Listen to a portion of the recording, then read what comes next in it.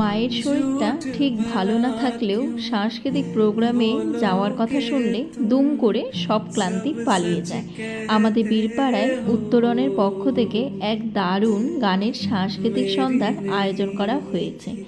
মায়ের এই জগতের প্রতি এতটাই ভালোবাসা যে বেশিক্ষণ দাঁড়াতে অসুবিধা হলেও দাঁড়িয়ে গান শুনত। এবছর আনন্দটা আমার অন্যরকম। প্রিয় শিল্পী অঙ্কিতার গানের সাথে সাথে মায়ের জন্য একটা টিকিট কেটে দেওয়ার ব্যবস্থা করেছি।